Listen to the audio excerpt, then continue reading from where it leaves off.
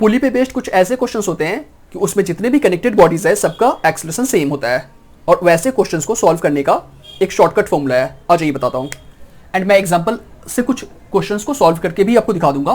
पहले देख लीजिए करना क्या है। एक्सेलरेशन फाइंड करने का फॉर्मूला है अनबैलेंस्ड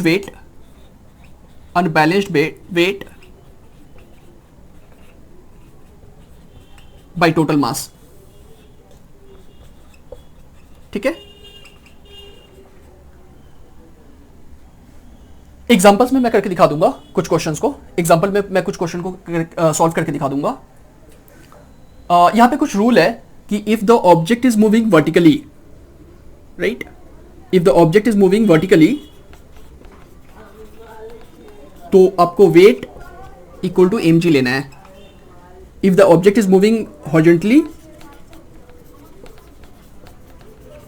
तो आपको वेट 0 लेना है।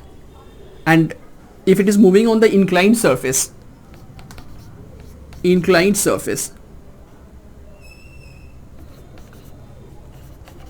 तो उस केस में आपको weight equal to mg sin theta लेना है। तो इस चीज को आप ध्यान रखिएगा, वर्टिकली मूव कर रहा है तो weight equal to mg, horizontally move कर रहा है तो weight equal to 0, unbalanced weight में पुट करने का मैं बात कर रहा हूं, एंड इंक्लाइंड सरफेस पे मूव कर रहा है तो mg sin थीटा। मैं एग्जांपल में सॉल्व करके दिखा दूंगा। ये हो गया। टेंशन फाइंड करने का भी हमारे पास फॉर्मूला है, वो भी देख लीजिए। टेंशन के लिए है tension equal to mass of the object which is moving upward that into g plus A, right, या फिर it is equal to mass of the object which is moving downward that into G minus A, है ना, कोई भी आप लगा सकते हैं, आंसर सेम आएगा।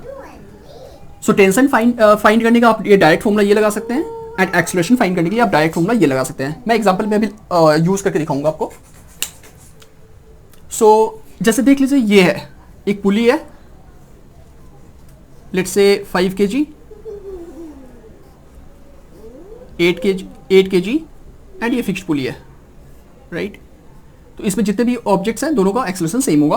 तो उस केस में एक्सेलरेशन फाइंड करने का अनबैलेंस्ड वेट, तो इसका वेट इसको नीचे ले जाना चाहता है और इसका वेट इसको नीचे ले जाना चाहता है, राइट।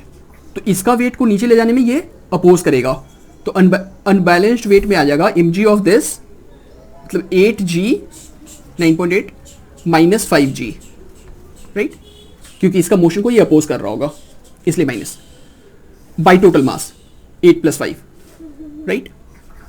सो ये आपका एक्सेलरेशन आ गया। क्लियर है?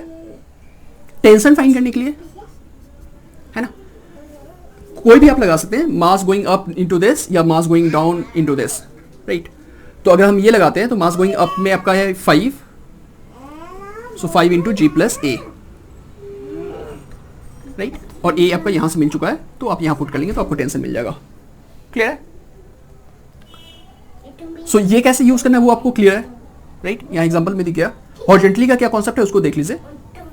जैसे मान लीजिए कि एक ऑब्जेक्ट है ऐसा टेबल पे रखा हुआ है, this is again let's say 5 kg, same number ले लेते हैं, है ना, यहाँ पुली है और यहाँ पे है फिर से सेम नंबर ले लेते हैं 10 kg, राइट।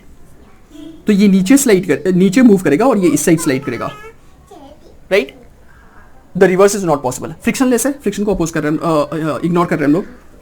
तो एक्सेलरेशन आएगा फिर से अनबैलेंस्ड वेट, तो दिस इज मूविंग डाउन, तो इसका वेट में हम लोग mg लेंगे क्योंकि वर्टिकली मूव कर रहा है, तो ये जाएगा 10 इंटू जी, राइट।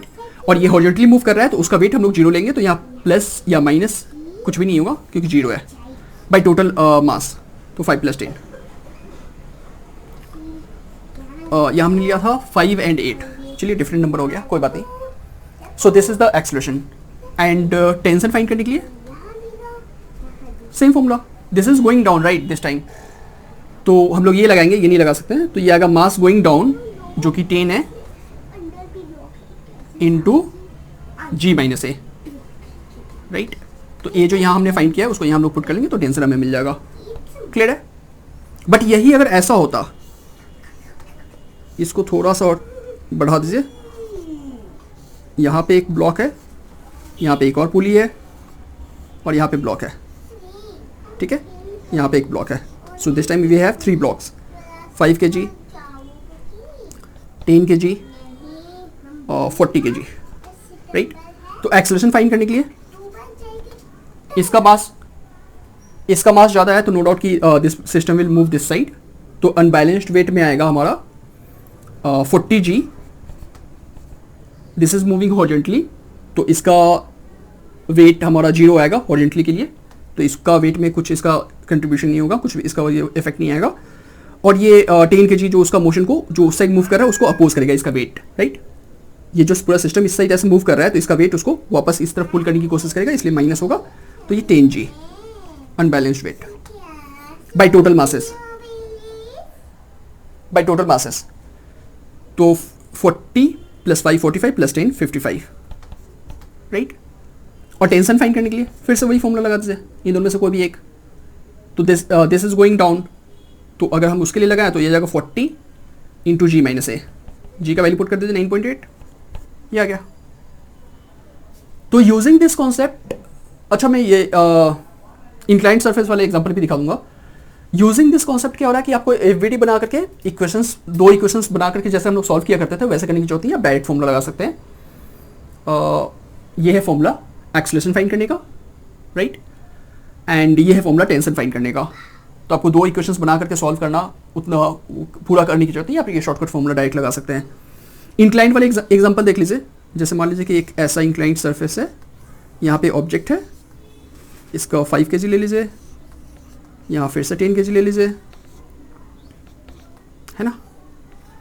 एंड ये कुछ भी ले लीजिए, 30 डिग्री ले लीजिए. तो इस बार एक्सेलरेशन आएगा अनबैलेंस्ड वेट, राइट. तो ये आ जाएगा 10 - mg sin थीटा हमें लेना है इंक्लाइंड सरफेस वाले का वेट. तो ये आ जाएगा mg sin theta sin 30, right, bye total मास. टोटल मास में तो हमारा सिंपली ऐड होगा, फर्क नहीं पड़ता कि इंक्लाइंड है या जो भी है. सो 10 + 5 15, right. And again tension find करने के लिए हम लोग ये फॉर्मूला लगा देंगे, गोइंग डाउन. बट इसमें उल्टा भी हो सकता था, राइट. अगर ये मास बहुत ज़्यादा होता तो उस केस में हमारा उल्टा भी हो सकता था, राइट. तो अगर आंसर नेगेटिव आता है तो समझ जाइएगा कि वो उल्टा होगा. अगर एक्सेलरेशन का वैल्यू आपका नेगेटिव आ रहा है तो वो गलत नहीं है, आंसर का वैल्यू सही होगा, सेम होगा. बस ये कह दीजिएगा कि डायरेक्शन ऑफ मोशन जो मैंने सोचा था उसके उल्टा साइड होगा, बट वैल्यू सेम होगा. तो उसको काट करके दोबारा सॉल्व करने की जरूरत नहीं है. सो आई बिलीव ये आप लोगों को क्लियर होगा. ये शॉर्टकट फॉर्मूला है, आप ये यूज़ कर सकते हैं.